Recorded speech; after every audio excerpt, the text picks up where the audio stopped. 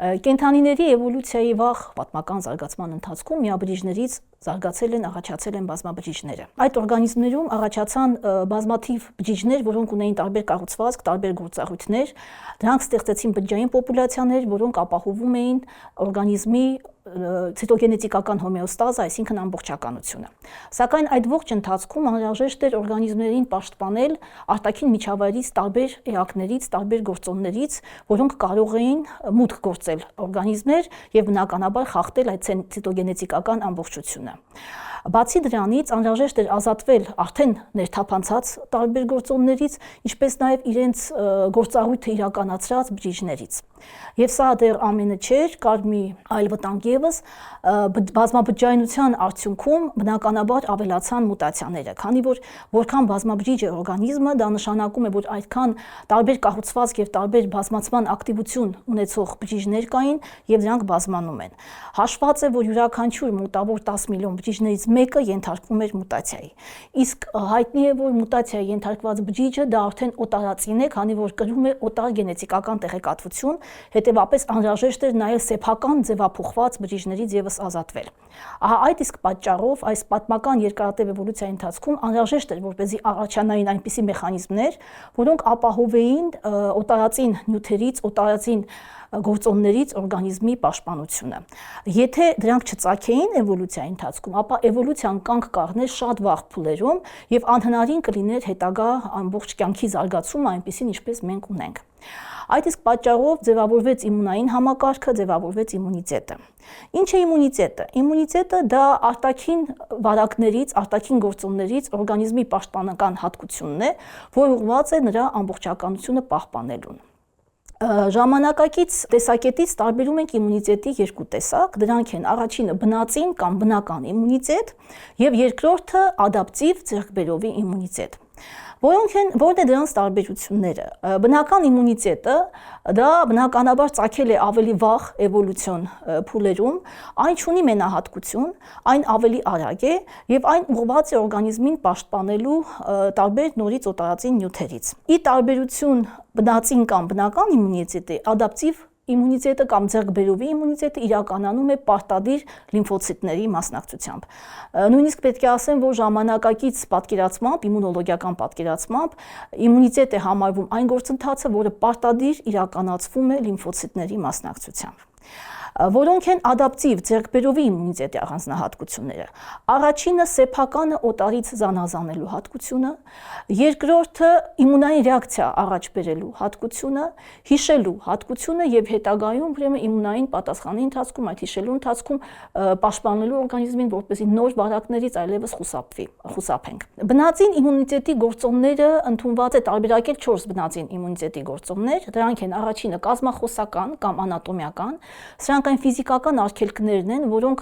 նպաստում են, որպեսզի պաշտպանեն օրգանիզմը զանազան օտարածին նյութերից ներթափանցելուց։ Դրանք առաջինը մեր մաշկն է, բազմաշերտ էպիթելային հյուսվածքները։ Դրանք լորձաթաղանթներն են, որոնք նույնիսկ նորից ողնաշարավորների մարդու մոտ բազմաշերտ էպիթելային հյուսվածքների ձևով են հանդես գալիս։ Հաջորդը դրանք ֆիզիոլոգիական գործոններն են, այս գործոնների մեջ են մտնում կոմպլեմենտի համակարգը, լիզոցիմը, բջիջների pH գործոնը եւ այլն։ Կոմպլեմենտը հատկապես մի հզոր համակարգ է, դա մեր արյան պլազմայում գտնվող շուրջ 30 սպիտակուցներ են, որոնք ունեն հիմնականում կասկադային բնույթով ակտիվանում են եւ պաշտպանում են օրգանիզմը տարբեր վարակներից, հատկապես բակտերիական վարակներից, նաեւ կարող են չնայած վիրուսային վարակներից եւս պաշտպանել։ Կոմպլեմենտի համակարգը դա շուրջ 30 սպիտակուցներ են, որոնք գտնվում են մեր արյան պլազմայում եւ ուղղված են տարբեր վարակներից նրան պաշտպանելուն։ Հատկապես այստեղ բակտերիալ վարակների նկատի ունենք, կոմպլեմենտի համակարգը որպեսզի գործի դրվի, կան 3 տարբեր եղանակներ։ Առաջինը էվոլյուցիոն տեսակետից ավելի վաղ ստեղծվածը դա այլընտրանքային համակարգն է, որը ինքնաբուխ է ակտիվանում արյան մեջ օրգանիզմի ներքին միջավայրում որևիցե վարակի դեպքում։ Երկրորդը դա դասական եղանակն է, այն ավելի առաջինն է հայտնաբերվել, բայց էվոլյուցիոն տեսակետից ավելի ուշ է ծագել, եւ երրորդը լեկտինային համակարգն է։ Բացի դրանից բնածին իմունիտետի բնական կամ բնածին իմունիտետի գործոնների թվին են պատկանում նաև բորբոքային ռեակցիաները եւ բջջային գործոնները։ Այստեղ հատկապես պետք է ասենք ֆագոցիտոզը, պինոցիտոզը, առհասարակ էնդոցիտոզը։ Այժմ անցնենք ձեռքբերովի կամ ադապտիվ իմունիտետին, որը ինչպես ասացի, հիմնականում պետք է իրականանա պարտադիր լիմֆոցիտների մասնակցությամբ։ Ուրեմն պարզվում է, որ մեր օրգանիզմի յուրաքանչյուր 10-րդ բջիջ դա լիմֆոցիտ է։ Այսինքն մեր օրգանիզմում կա շուրջ 10-13 աստիճանի լիմֆոցիտներ, դրանք անընդհատ շրջագայում են մեր օրգանիզմում եւ դրանով իսկ ուրեմն փնտրում են, այսպես ասենք, օտարածին գործոններ, մարեներ, օտարածին նյութեր, վիրուսներ, սեփական փոփոխված բջիջներ եւ այլն, մահացած բջիջներ։ Իմունիտետի լիմֆոցիտները լինում են երկու տեսակի, դրանք են T լիմֆոցիտները եւ B լիմֆոցիտները։ Որոնք են դրանց տարբերությունները։ B լիմֆոցիտները առաջանում են կարմիր ոսկրածուծում եւ հետագայում տարբերակման ընթացքում վեր են ածվում պլազմոցիտների։ Պլազմոցիտները այն բջիջներն են, որոնք սինթեզում են հակամարմիններ կամ իմունոգլոբուլիններ։ Այսինքն B լիմֆոցիտները իրականացնում են հումորալ իմունիտետի ռեակցիաները։ Ընդ որում իմունոգլոբուլինները կարող են գտնվել ինչպես առանձին որպես սպիտակուցային մոլեկուլներ, այնպես էլ B լիմֆոցիտի թաղանթի վրա որպես B լիմֆոցիտային ընկալիչներ կարող են հանդես գալ։ Հայտնի են 5 դասի իմունոգլոբուլիններ, IgG, իմունոգլոբուլին G, IgA, իմունոգլոբուլին A, IgD, IgM եւ IgE։ Դրանք տարբեր գործառույթներ կատարող իմունոգլոբուլիններ են եւ հիմնականում տարբեր տեսակի օտարածի նյութերի դեմ են պայքարում։ Օրինակ IgG-ն, այսինքն G տեսակի իմունոգլոբուլինը ունի 4 ենթադաս եւ սա այն միակ հակամարմինն է, իմունոգլոբուլինն է, որը կարող է անցնել մորից պտղին, այսինքն ընկերքի միջոցով։ A իմունոգլոբուլինը հիմնականում լորձաթաղանթներում է, այսինքն սպասում է այդ հակածիններին մեր լորձաթաղանթներում, դրանք թի խոռոչն է, բերանի խոռոչն է եւ այլն մարսողական խողովակը։ T լիմֆոցիտները, դրանք այն լիմֆոցիտներն են, որոնք առաջանում են ոսկրածուծում, տարբերակվում են հետագայում թիմուսում կամ ուրցագեղձում, նրանք հանդես են գալիս մի քանի պոպուլյացիաներով, սակայն նրանք իրականացնում են բջջային իմունիտետի ռեակցիաները։ Պետք է ասեմ, որ եթե իմունոգլոբուլինները կամ հակամարմինները ունեն այնպիսի կառուցվածք, որով տեսականորեն յուրաքանչյուր իմունոգլոբուլին կարող է ուրեմն կապվել երկու հակածինների հետ, ապա T լիմֆոցիտը կարող է կապվել մի հակածինի հետ, բայց այստեղ կա մի կարևոր նախապայման եւս, դա այն է, որ հակածինը նախապես պետք է կապված լինի սինգեն բջջի հետ։ Այսինքն T լիմֆոցիտը որպեսզի ճանաչի հակածինին, այդ հակածինը պետք է նրան ներկայացվի տարբեր բջիջների միջոցով, հիմա կխոսեմ, որոնք են այդ բջիջները։ Իմունիտետի այդ լիմֆոցիտները, այսինքն մեր T եւ B լիմֆոցիտները առաջանում են իմունիտետի համակարգի օրգաններում։ Դրանք լինում են երկու խմբի՝ կենտրոնական օրգաններ, կենտրոնական օրգաններին են պատկանում կարմիր ոսկրածուծը եւ թիմուսը կամ ուրցագեղձը, եւ ծայրամասային օրգաններ։ Ծայրամասային օրգանները դրանք փայծաղն են, ավշային հանգույցները, ամշային հանգույցիկները լորձաթաղանթներում տեղակայված։ Որոնք են դրանց տարբերությունները։ Եթե կենտրոնական օրգաններում լիմֆոցիտները սովորում են մի բան, այսպես ասեմ, տարբերակել սեփական բջիջները օտարածին բջիջներից։ Գիտեք, սա շատ կարևոր հատկություն է, քանի որ պետք է ասեմ, որ այս ընթացքում լիմֆոցիտների շուրջ 95%-ը ենթարկվում է բացասական սելեկցիայի, այսինքն նրանք ոչնչանում են, մահանում են, որովհետև չեն ձեռք բերում այնպիսի ընկալիչներ, որով սեփական բջիջներին տարբերեն օտարածիններից։ Այսինքն մեր կենտրոնական օրգաններում առաջանում է լիմֆոցիտների ռեպերտուարը, հենց այդպես է այդ բառը օգտագործվում, լիմֆոպոեզ է ընթանում, ստեղծում են այն լիմֆոցիտները, որոնք սեփականը օտարի ճանաչում են։ Լիմֆոցիտների հետաքրքիր հատկությունն այն է, որ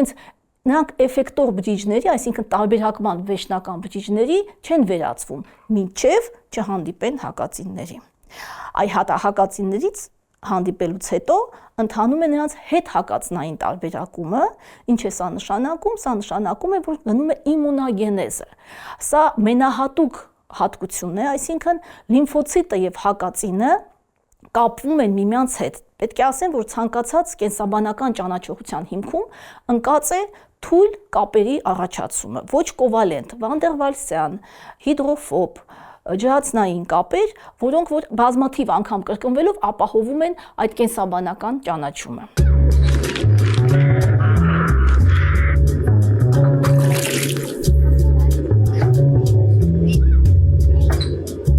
Ուրեմն T լիմֆոցիտի հետաքրքիր հատկություններից, ինչպես ասացի, նա է, որ նա պետք է կրկնակի ճանաչի, այսինքն նախ պետք է հակածինը նրան ներկայացվի, Եւ հետեւապես այստեղ մի շատ հետաքրքիր համալիրի մասին պետք է խոսեմ, դա հյուսվածքային համատեղելիության գլխավոր համալիրը կամ MHC-ն,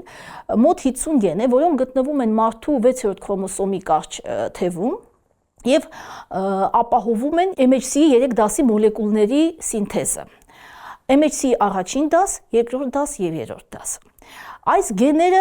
հետաքրքիր հատկություններ ունեն։ Նախ նրանք ունեն մեծ բազմաձևություն, այսինքն պոլիմորֆ են եւ պոլիգեն են։ Առաջին դասի գեների վերահսկողությամբ սինթեզվում են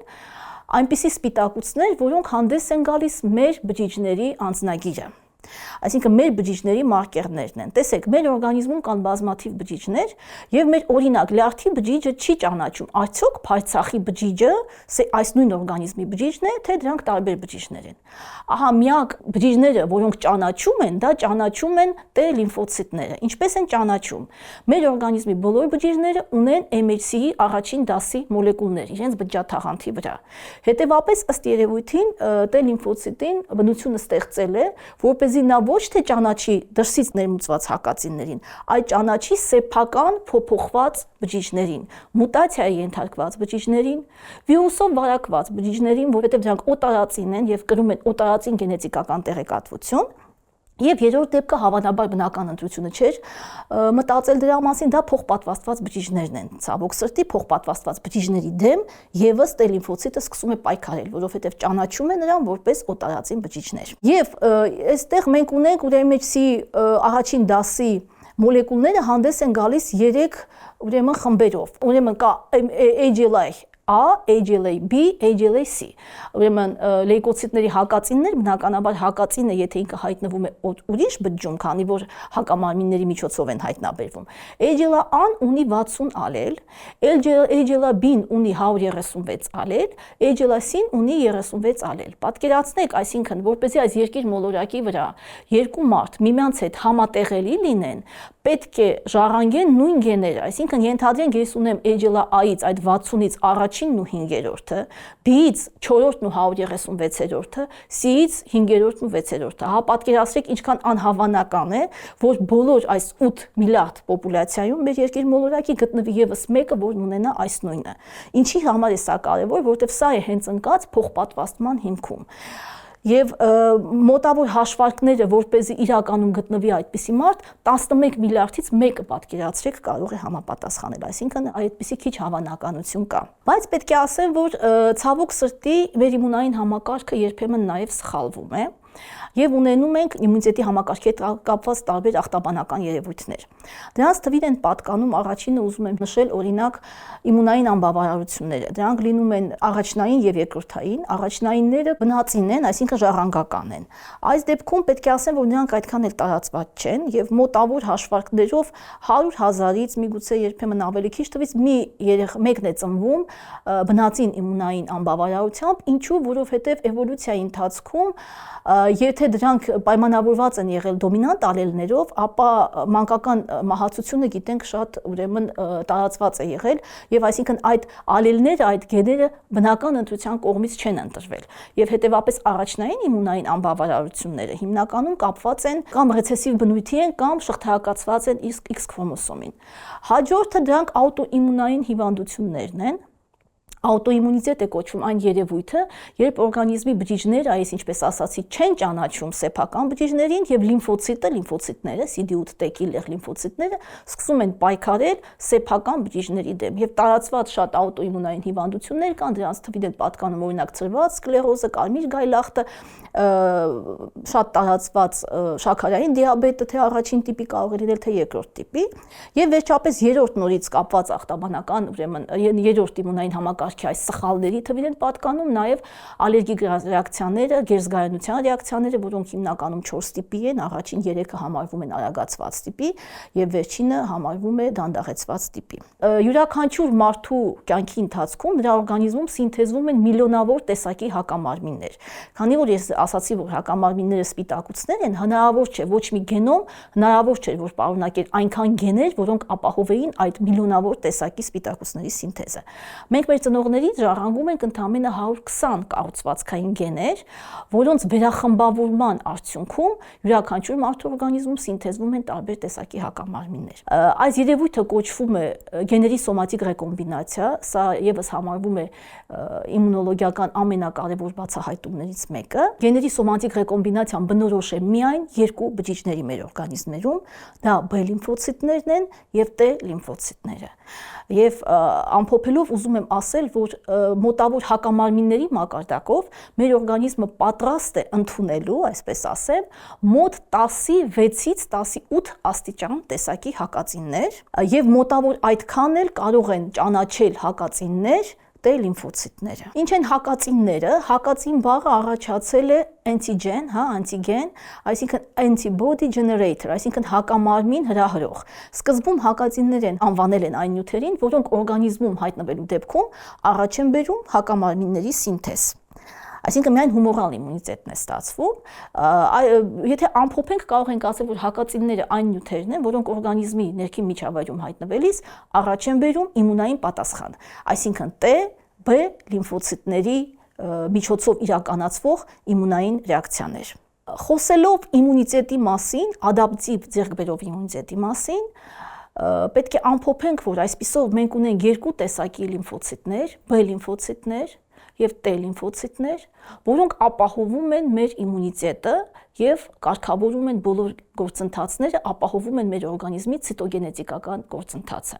Նրանք պայքարում են, նրանք ապահովում են, որպեսզի օտարածին նյութերը չանցնեն դեպի մեր ներքին օրգանիզմ, անցնելու դեպքում նրանց վնասազերծեն եւ ինչպես նաեւ պայքարում են սեփական ձևափոխված բջիջների դեմ։